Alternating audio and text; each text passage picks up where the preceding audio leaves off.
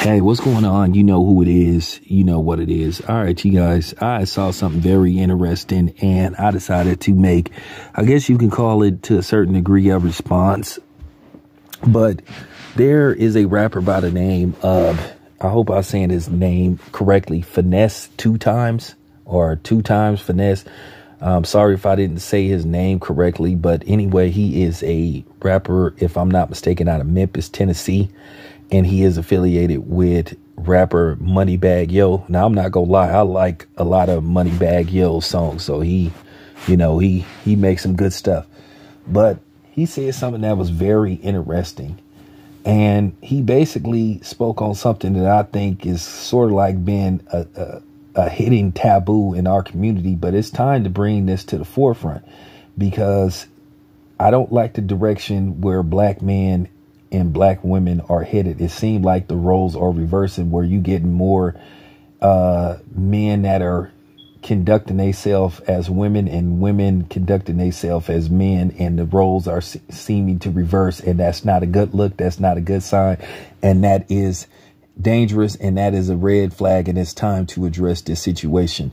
And basically he said that he had to, kick her to the curb because he said she acted too masculine.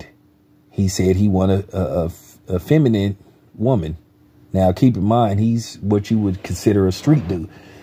And I ain't gonna say I know exactly what he's talking about, where he's coming from with this, because I'm seeing this myself. And I'm sorry, being 48 years old, I just don't like when I'm seeing out of, in particularly women in our community, how they're behaving, the way that they continue and go out of their way to try to emasculate and feminize and disrespect black men. They are playing a pivotal role in this. And at the end of the day, they need to be called out on that. I think black men's biggest problem is not calling both black women and black men for pushing this movement. Because, like I said, for the last, since, and I'm not going to lie, in the Obama era, Obama started pushing this movement too, talking about toxic masculinity. He played a role in this, because to me, Barack Obama was the ultimate timid beta male. You know what I'm saying? And that's just real talk. And I know some of you dimmed dummies gonna be upset by me saying this, but it is what it is. And I mean every word. Making up these words like toxic masculinity, him and the Terry Cruzes of the world trying to shame black men for being masculine and calling it toxic. And you had black men falling for this brainwashing, because that's pretty much what it was. And now you look around and seeing what's going on, and you seeing a lot of chaos in our community caused by plants and the open enemy, being influenced by the open enemy. So to be honest with you, if you influenced by the open enemy and you look like me, you just as much an enemy. Whether you a brother, a so-called brother, a so-called sister, if you pushing this kind of movement and this kind of behavior, then you should be treated like an enemy. But yeah, I'm seeing this a lot, and I commend him for putting that out there, because it's time to have these type of conversation. I'm just sitting up here seeing women looking good and stuff. I see a lot of women looking at, on the outside, they look like they feminine. Then as soon as they open their mouth, you just instantly turned off. Or if you just hear them talking, you just be like, wow.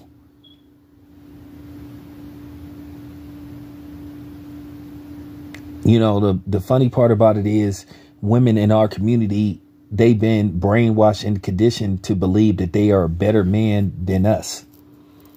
And you're not. And if you want proof, look what's going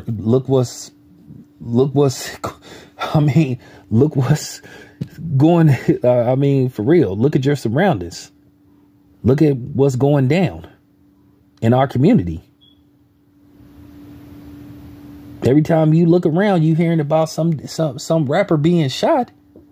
Are you hearing about something happening in urban communities where primarily it's us? And that a lot of that come from being raised by single mothers who think that they can be both the man and the father. Being the woman and the man. And I just want to tell y'all women, if y'all believe that you're in denial, you're delusional, and you need to go seek help, you failed, and you failed miserably. Because you believed what the white man told you. You fell for a lot of his traps, his trinkets. Picking, welfare over having a man in your house and food stamps. And then choosing the wrong person to procreate with. Which I'm going to talk about that. I'm going to talk about that later on. There's just a lot of things that I see wrong with the women in our community. And y'all headed down a slippery slope, because at the end of the day, we'll bounce back before y'all do, for the most part.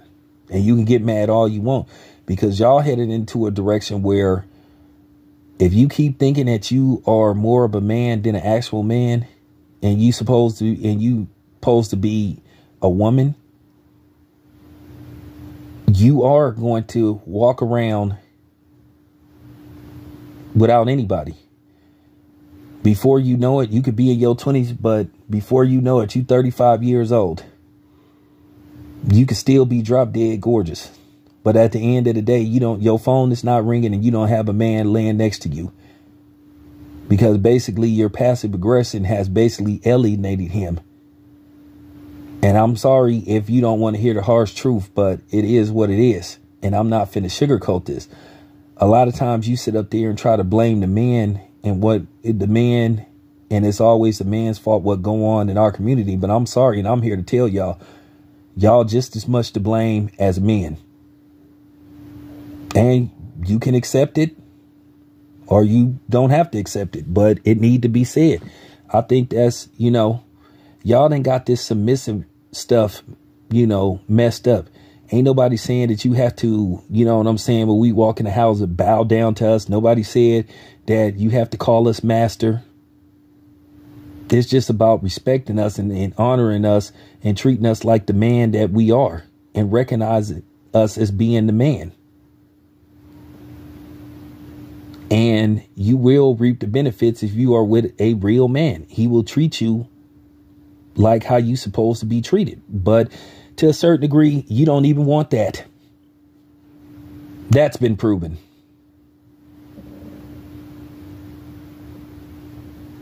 Just because you wear high heels and keep your nails done and wear dresses, that don't mean that you're feminine. It's about how you conduct yourself. Y'all know the definition of a girly girl. That's just real talk. Y'all think if we have expectations, we giving y'all orders. The same way y'all have expectations, we have expectations, and we have the right to have expectations. Like I said before, I think it's alarming to a certain degree that I'm seeing women walking around with more tattoos than men. At the end of the day, body art is cool, but then to a certain degree, when is enough is enough. When do you get to the point to where you say, okay, I got enough tattoos? To me, body art is cool, but then it can turn into addiction. And then it comes to a question if you have some kind of self-hate. I'll be seeing women sometimes walking around that just got tattoos everywhere. And to a certain degree, it just becomes an eyesore. It's an eyesore when you see men with tattoos all over them. Because at the end of the day, whether you like it or not, people gonna form an opinion of you. We live in a judgmental world. That's just how I come. That's just the way it is. Am I gonna mistreat you because you look a certain way? But no. But if you stand out, hey, people gonna look at you as if you stand out. And obviously you want to stand out. To a certain degree, that's cool, but to a certain degree it isn't. It just depends on how much you stand out or trying to stand out. And to a certain degree, if you always seeking attention, that's still problematic.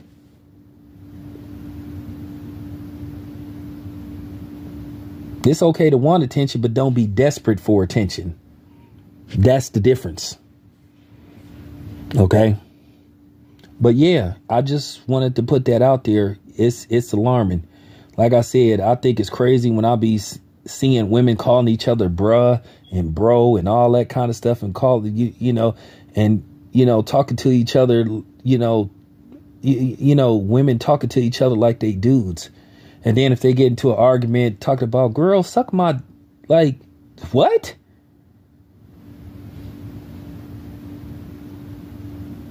That doesn't make any kind of sense. You shouldn't even be saying no stuff like that. At the end of the day, that's offensive to a man to sit up there and say that you gotta, you know what I'm saying, and you don't. That you a genetically born woman. There it goes right there. You trying to act as if you are more manly than me. So I understand where he's coming from. Like I said, y'all get this submissive stuff like mixed up. Y'all have redefined the definition of submissive as you try to redefine everything else. Submissive don't mean like when I walk in the house, you get on your knee and bark like a dog and say master and all that kind of stuff. You know what submissive mean. That's just real talk. And then what's the bad part about it is a lot of y'all Bible thumpers be talking about stuff that trying to say you all biblical and stuff. Well, it's saying in the Bible you supposed to be submissive to the man. And the man is the leader of the house. But a lot of times y'all don't want a man that lead. I'm going to tell you something. This is real talk. And I'm going to end this video.